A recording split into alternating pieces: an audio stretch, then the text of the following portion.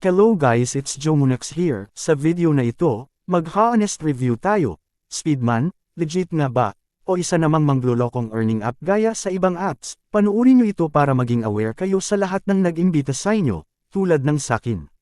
Mag-open lang ako, at yan malapit ng ma-withdraw, makalipas ng 15 days na paghihintay. Pero hindi ko na paabutan pang mag-double acceleration reward, marami pang task ang gagawin bukod sa pag-invite. At testingin natin kung makakakuha tayo ng pera kung ilan lang na-invite. Isa kasi ako sa mga taong hindi nag-invite, lalo na't ayaw kung paasahin ng client ko at sa mga nanonood katulad mo. Maraming mga video game ang nag-aalok ng mga referral program kung saan ang mga manlalaro ay maaaring makakuha ng mga reward sa pamamagitan ng pag-imbita sa mga kaibigan na sumali sa laro. Ang mga program na ito ay maaaring mag-alok ng in-game na currency, mga pampaganda, o iba pang perks para sa referrer at sa tinutukoy na player. Ang ilang mga laro ay nag-aalok din ng mga premium cash para sa matagumpay na mga referral. Kung kaya't ang Speedman ay isa sa mga referral program kung saan ang larong ito ay peke, kailangan mo pang mag-invite ng maraming para makuha ang premyo.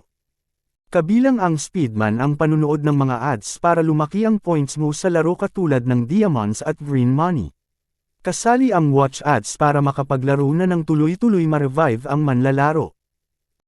Binabayaran ang ads ang developer nito para kumita din ng pera. Sa paglalaro mo ito hindi mo na malalayan ang panunood ng ads na kakairita, minsan umaabot pa ito ng 1 minuto o 1.5 minuto, para magpatuloy sa laro.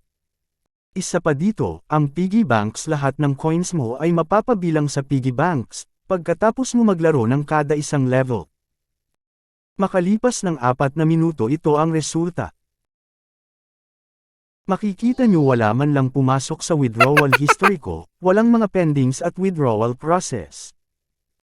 Nagtataka ako bakit wala, nasaan napunta, at mag-withdraw naman ako. At boom, another double acceleration na naman, so ibig sabihin peke, ang earning app na ito. Okay, so testingin natin sa Piggy kung meron tayong makukuha. Katulad ng earning apps na ito kailangan paramihin ang manlalaro kaya siyang tinatawag na referral program o sa makatuwid kahit anong laro mo dito at tiyaga, hindi ka makaka-earn. Ito ang katotohanan sa earning apps na ito. Kung sasayangin mo lang ang oras mo dito huwag nang sumubok pa. Dito na magkakaalaman kung peke nga ba ito o hindi. Sabi na kailangan mo talaga ng maraming invite para makakuha ng rewards. Sa mga magbabalak dyan na sumubok itong sinasabi nilang earning apps huwag maniwala sa sinasabi nila. Hindi ko nire-recommenda itong earning apps na ito kasi nakita nyo naman ang pagbukol ko ng oras na ito.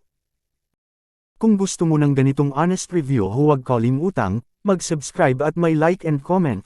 Nag-upload ako ng isa at higit pang mga video. Thank you.